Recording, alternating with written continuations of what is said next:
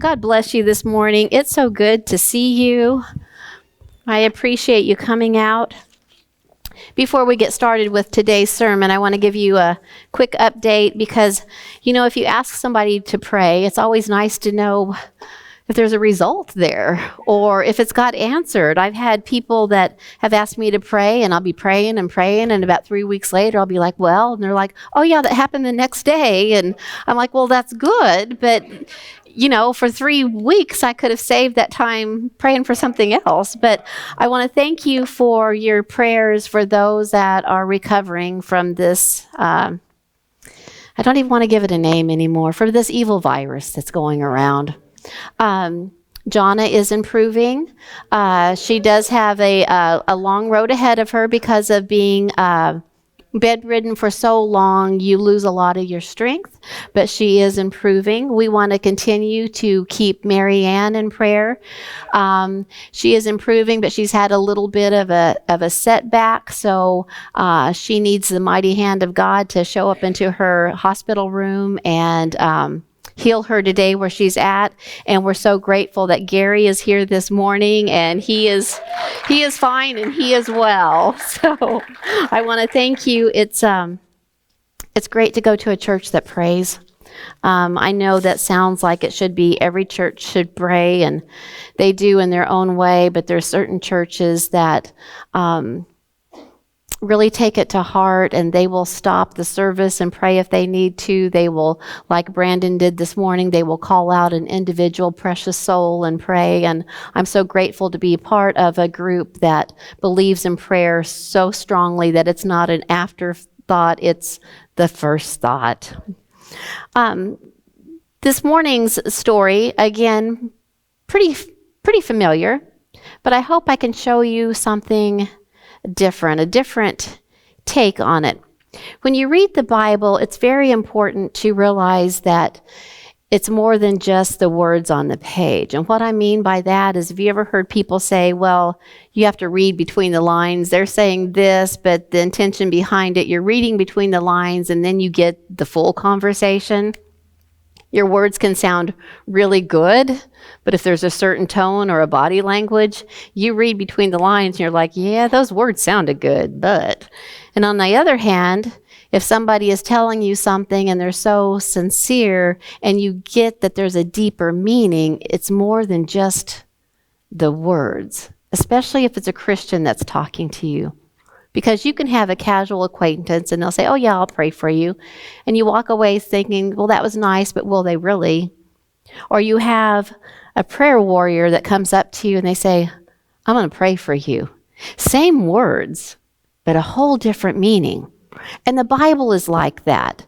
You need to read between the lines because the stories are packed full of so many treasures, but you have to know how to dig those treasures out. And that's what today's story, it's another one of those that we will hear about something going on in the physical world, but it's much more taking place than what is just physically going on. But I need to give you a little bit of Bible history first so that you can appreciate where the story takes us. In the Bible times, a lot of people would be known by either their family or the tribe that they belong to. And so often it would say, well, he's of the tribe of Judah or the tribe of Benjamin. And if you were around in those times, you knew exactly what their goals were, what type of people they were, by the tribe that they were associated with. And if they didn't say the tribe, they would say, what banner do they operate underneath? It means, so when you have a banner usually would be flown over your head, and it means that you would be walking underneath that banner. And whatever that banner is that you walked underneath, that's how you would carry out your life. So if they would say, do they walk under the banner of this king? If that king was an evil king, you would know, hey, don't turn your back on this group. Do they walk underneath the banner of this land? If this land was known for being hospitable and nice to people, then you wouldn't have to worry. You could probably hand them your wallet and you would be okay. Well, God goes by many names. He will call himself by many different names depending on your situation. And what I mean by that is he will say, God is Jehovah, and then he will put something after that. Well, this one of this story that we're going to be talking about, he refers to himself as Jehovah Nisi. And what that means is I'm the banner. So what he's saying by that is when I am your God, the banner that you're going underneath, the authority that you have, is under me, Jehovah. So that will let you know a little bit about where we're taking this story, and you'll understand a little bit more when I read the part about a banner of what we're talking about. This one is about the story of Moses, and there was some complaining taking place, and I guess you can already imagine that it wasn't Moses doing the complaining, because he wasn't known for that, but the children of Israel, they were the whiners. They were the type of person that if they wanted something to drink and you gave them something to drink, well, it was the wrong cup, or it was that you didn't have the right amount in it, or whatever it was, no matter where you would take them, rather than finding the good. You could be at Disneyland and saying, hey, look, we're getting ready to go on this ride. Yeah, but there's a line. And is it worth it? And you're like, if you just go on this, you're going to love it. Yeah, but there's a line, and there's a person so close to me back here, I can feel them breathing on my neck. That was just their disposition. And for 400 years, they got really good at it. They had plenty of opportunity to complain because they were enslaved. They were in bondage. And so for 400 years, while they're enslaved and they hated it, they would cry out to the Lord, deliver us, deliver us, deliver us. Well, so then when they get delivered, then they forget how bad it actually was there, and they look upon yesterday as it wasn't too bad. And so we have this time and time again through their stories of where they are now, God does something and they find something to complain about. And this is just how it's going to be in this one as well. They find themselves in a town called Rephidim. And Rephidim was a rugged part of the desert, very little water. And it had some huge, ragged mountains surrounding it. And they began to get thirsty. And so they complained to Moses not only that they were thirsty, it was okay to state that fact. Oh, but they couldn't leave it there. They were professional complainers. So we had to just really go with it. So instead of just saying we're thirsty, they said, Moses, we're thirsty. There's no water. What did you do? You took us out here in the middle of the desert to kill us. You should have left us. In fact, you should have left us alone. In fact, we told you when you came to us with this idea, leave us be. Leave us alone. But instead, you've taken us out here. So Moses does what he does. He goes to God. And Moses is now getting a little upset because he says to God, what do you want me to do with these people? We all know these people, right? They were becoming these people to Moses at this time. Because, man, it was supposed to be an 11-day journey. And if you are going to go on a trip, one of the first things I do is I will type in, how far is it from where I am to where I'm going? And then I can plan accordingly. Okay, 3.5 hours. We'll stop for lunch. It's good. We'll go there and back the same day. Not a far trek. Well, Moses, at the beginning of this assignment, it was an 11-day journey. He was ready to be done with them, probably on day 10. But that's not how it works out. Now we're talking about this 11-day journey has been stretched beyond all belief. It's going to be years. And he's kind of had it. And so they have now become these people. What do you want me to do with these people? Well, when we're ready to go on a trip, the one thing that we always have to have with us is our keys, or you're not going anywhere.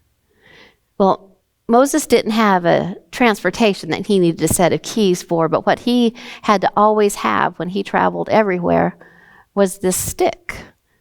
This stick, that ordinary stick that God put his power into.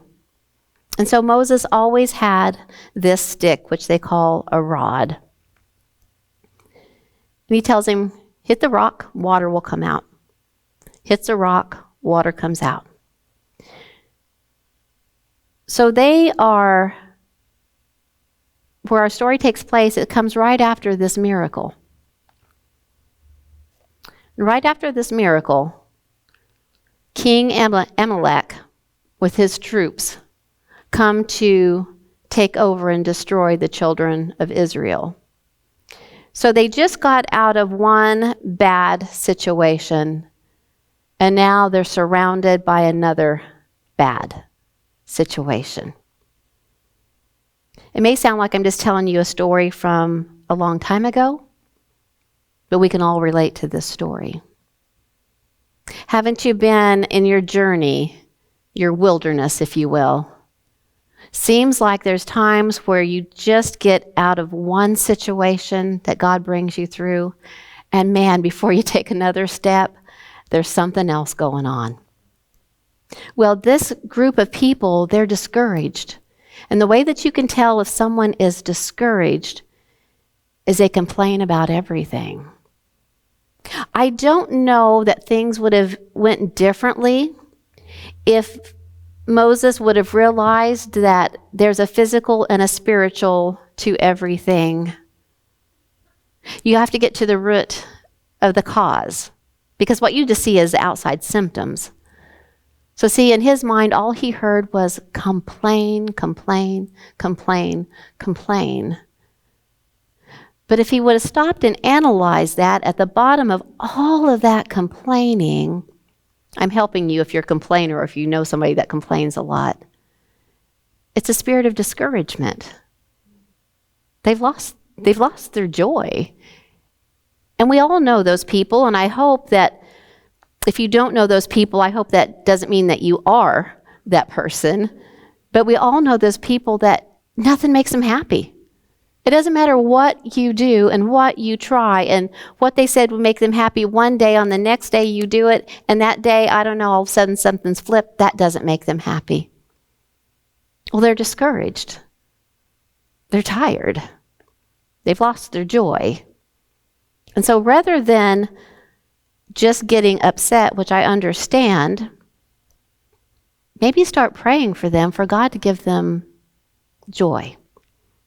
But Moses, being human, and I understand, just looked at the outward symptoms.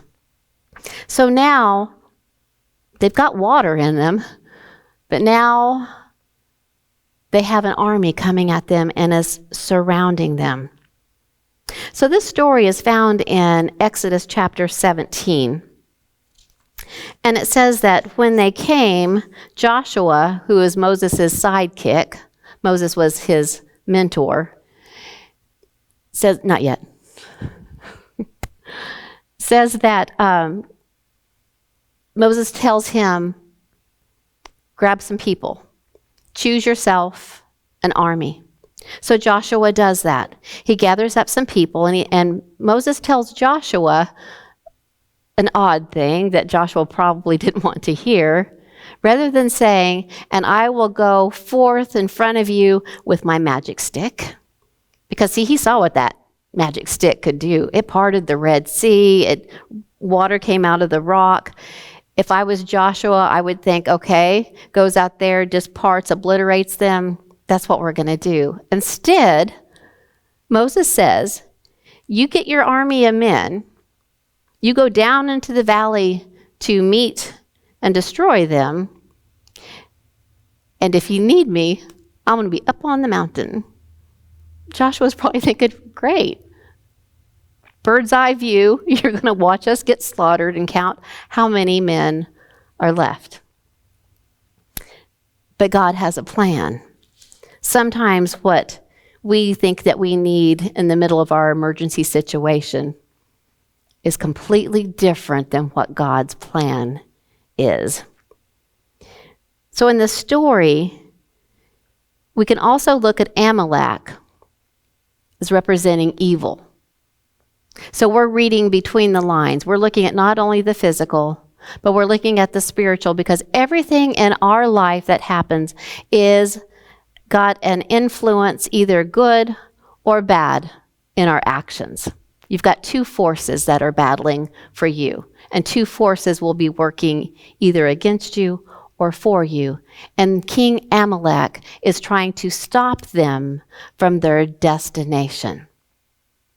So he is considered the evil hurdle that comes against you, especially when you're tired, especially when you're worn out, and maybe your soul feels a little dry and you're tired. And man, rather than praise, it's so easy for complaints to come out of your mouth because it's been so long and we're so tired. And now it just seems like everywhere I look, it's coming against me. Well, that's what we're going to look at as King Amalek. We're going to look at the physical, but we're also going to look at the spiritual. And so Moses, whether he realizes it not at this time, he's going to be dealing with the spiritual, although his physical is going to get really tired. So the morning comes, and the enemy is there and ready to take them out, and Joshua has gathered his men, and Moses goes to the mountain. But he doesn't go alone. He takes his brother and another guy by the name of Hur with him. Because God says to Moses, when you get onto the mountain and you raise your staff, as long as you keep your hands raised, then I'll be there with you. You'll have victory. So how many of you, I know it's kind of goofy, but I want you to do something for me. I want you to raise a hand. I don't care which one it is. And hold it up high. When you get tired, you can put your arm down, but I want you to see how long it takes for that heaviness to set in, for the blood to start rushing from your fingers. You can't do that for very long without feeling weak.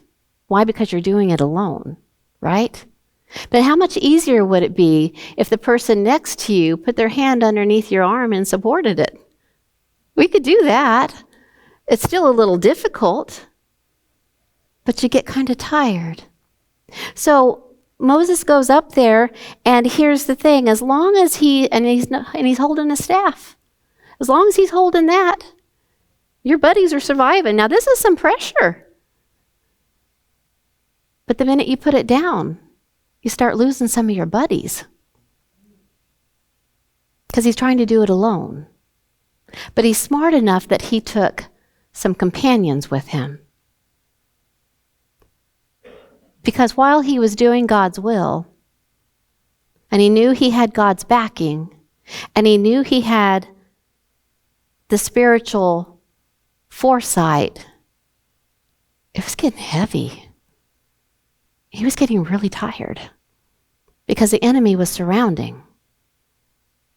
In your life, you're going to have times where you are in God's will.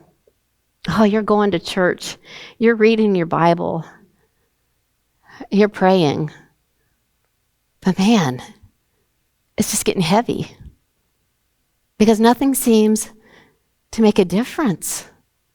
Because you're looking so much at the physical, if you would stop and look at the spiritual, you would realize that, yeah, things are being changed because you are still going to church, even if all you do is sit there and you can't even absorb anything.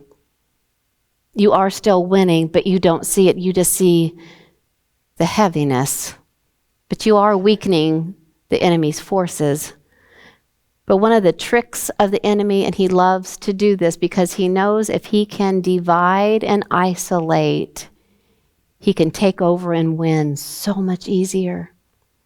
That's what we see going on in this world so much. Rather than it being unified, Everywhere you look, there's divisiveness.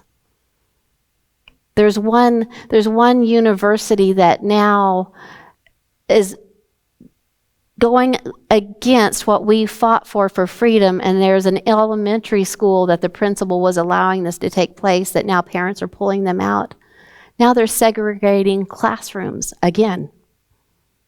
We fought for so long to be unified. See, there's something much more at work in divisiveness. That's what the enemy does. He tries to divide you. So what he does is he tries to wear you down so that you isolate. How many people do you think Moses would have lost if he went alone? Quite a few. Because his arm could only take so much. He was in a physical body.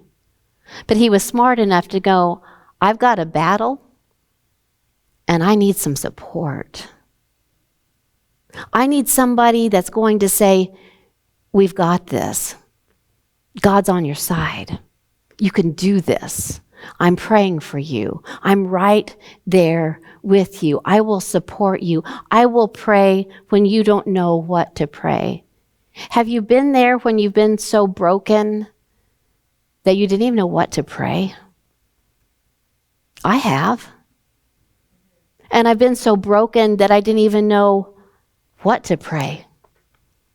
And at that time in my life, one of the things that got me through is I had some church people saying, I'm praying for you. They don't know the strength that gave me. Because see, I felt horrible as a Christian because I couldn't pray. Oh, I believed in him. I hadn't walked away from him.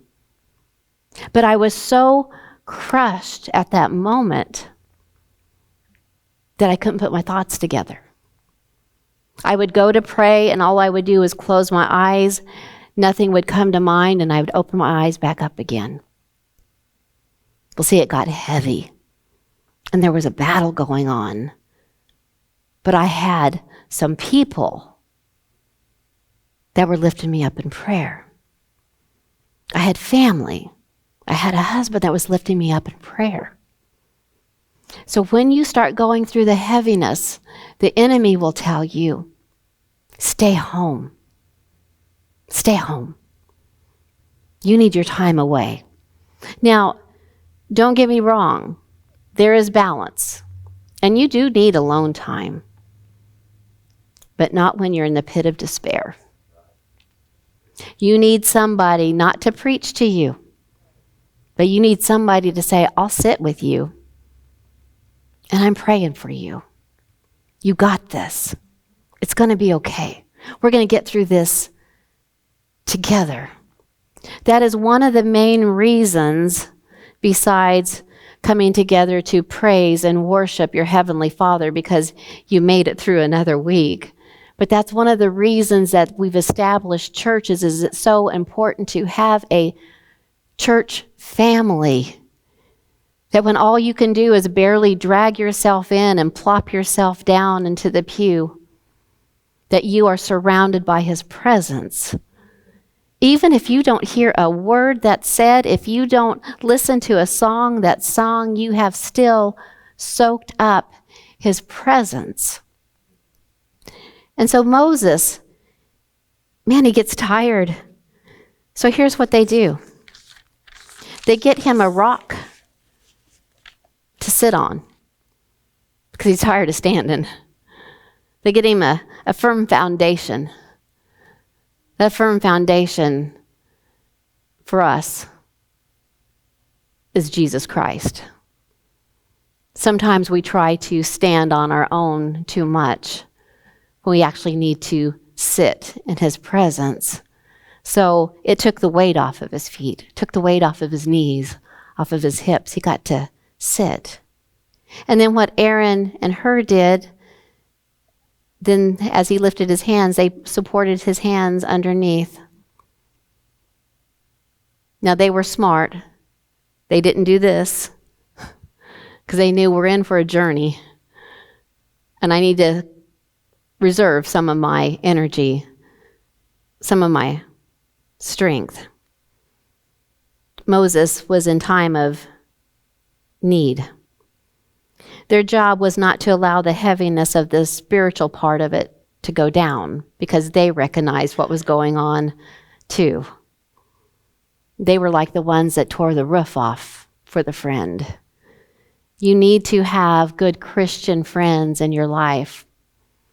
You need to have somebody that you're not always the strong one. You need to have somebody to lean on, because you may be in a position like a Moses, like a leadership, but you need a team. You need somebody that's going to lift up your arms when they're too tired. See, because here's the thing.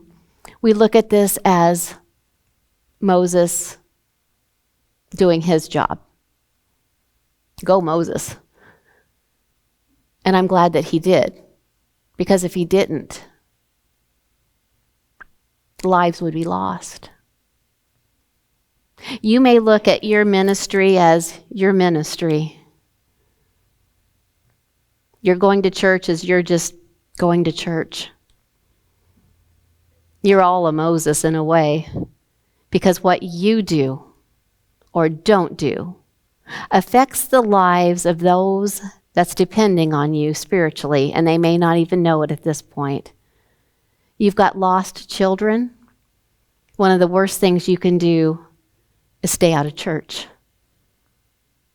Let your prayer life grow weak, because then the enemy has a chance to not only take out you, but your child. See, so you live for much more than just you. And whether you realize it or not, you have unsaved co-workers that because you are holding up the staff, there's still a lifeline that's connected to them. Wow. You talk about making a difference that you didn't even know that you were making a difference. You have friends that because you are in church and you are a Christian and you stay through the battles, you're opening a door for them to come into a church and be saved.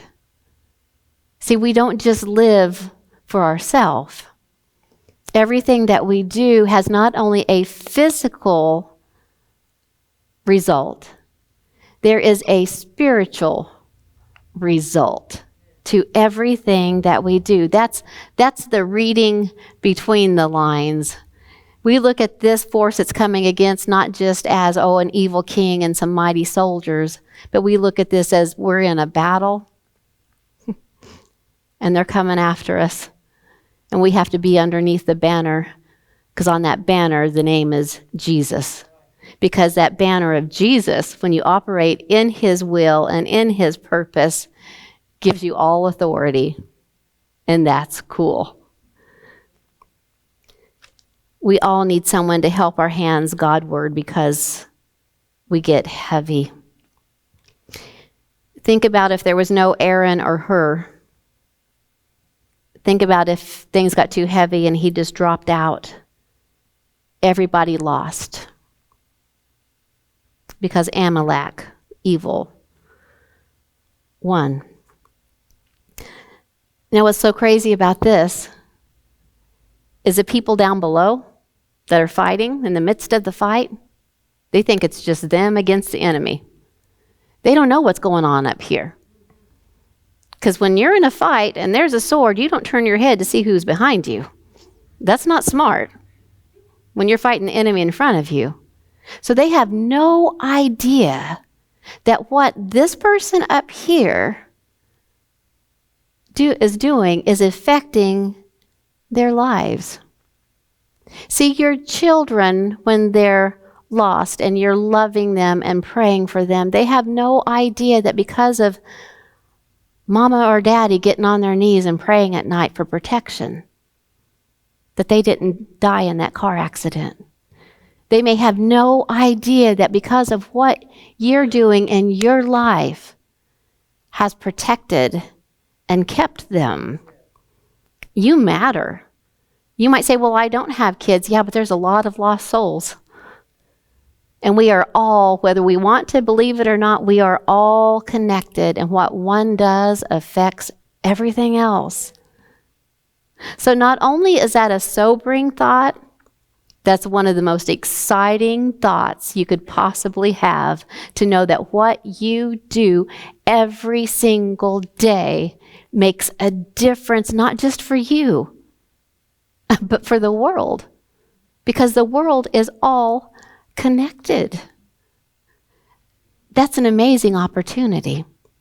No wonder you get tired. No wonder you want to throw in the towel. No wonder you get disappointed, because the enemy's trying to wear you down. And he doesn't want you to be around a praying friend. That's a danger to him. But they had no idea that all of their winnings had to do, or their losings had to do, with the position that Moses was taking with the Lord. Could it be the reason that your Amalek stays is because what you're doing that determines the outcome is you're fighting more in the physical and not the spiritual? If you want a situation to change in your life, or a situation to change in a person, what banner are you operating underneath? Are you operating underneath the banner of human reaction? Your will, your way? Well, it might get a little bit better, but it's not going to completely go away. But if you operate underneath the banner of Jesus, and when that situation comes, just whisper Jesus' name into that situation. Operate underneath the banner of that, and watch your battles completely change. Many of the problems you have in your life that you're facing has to do with demons. But they just use people and situations to try to defeat us.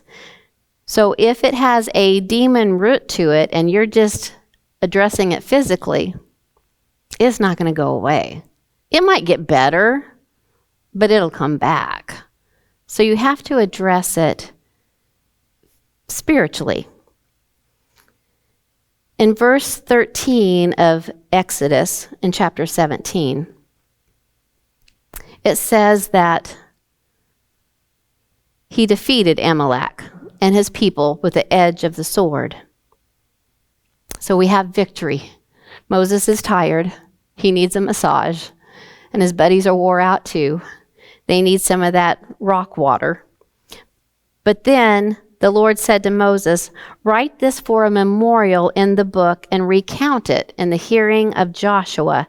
In other words, don't just say, yeah, that's good, let's high five at people. Well, no, our hands are too tired. Maybe we'll bump foreheads.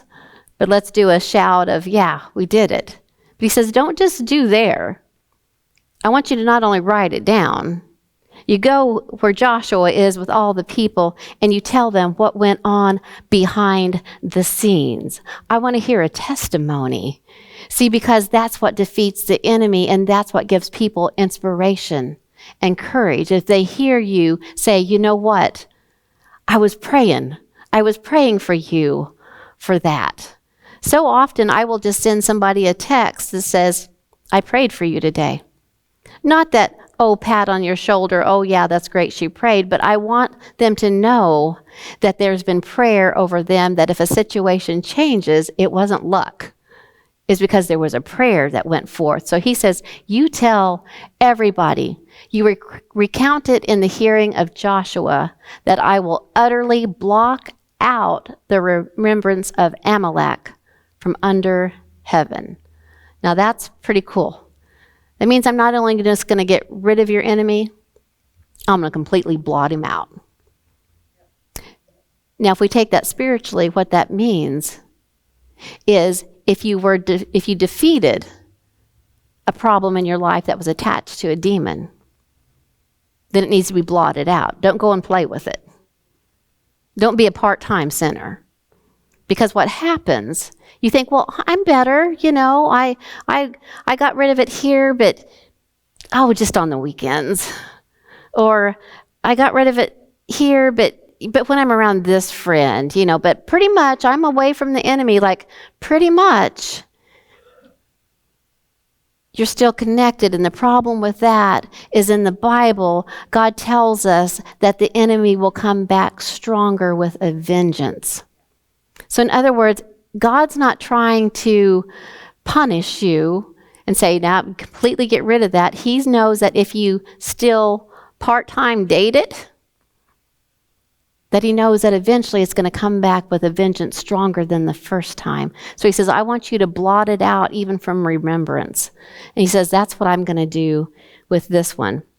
And then the next verse, it says, and then Moses built an altar and called its name, the Lord is my banner. So when you operate underneath the banner of Jesus, you've got all authority in heaven involved. Demons are too big for you to defeat on your own. You have to have spiritual help. You have to get heaven involved. So in closing, what are we saying? We're saying to give your best in the valley because there's times that you have to fight. I wish we could just stand on the mountain, but you're engaged in a fight. But I want you to know that when you're in the valley, that still you're underneath the banner of Jesus, and that will give you all the help that you need to keep your hands and your life Godward.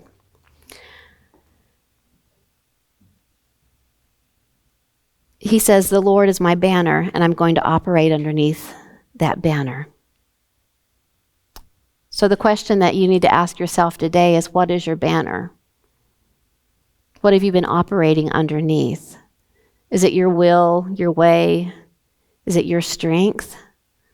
Because man, if it's your strength, you can get a lot done, but eventually you're going to wear out. God didn't ever mean for you to fight your battles alone, whatever those battles may be. He says, get underneath my authority. Get that heavenly help in on this. So everything that we do here on earth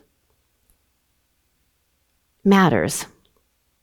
Jesus said that his will is the standard. He will either change the situation or he'll change you in the situation. But we want God's power and his peace because then he will invade our earthly situation. So to recap, he doesn't want you to go through anything alone. In the Bible, he said, a man is not an island, that he should be alone. And if you feel alone, ask God to bring somebody into your life to help hold you up when you're tired. And if you've been held up when you've been tired, then you know what those signs and those symptoms look like. Man, somebody next to you might need a hand. Tell them I'll pray for you. I'm here. You can lean on me. And know that whatever you do in your life, you're doing great things. Because there's people that you don't even know, but because of you holding your hands up, their lives are changed. Their souls won't be lost. So congratulate yourself because you're pretty awesome. You're pretty amazing. And I want you to know that you have a church family that loves you, and you have a pastor that will pray anytime that you need because you're never alone. God bless you, my friends.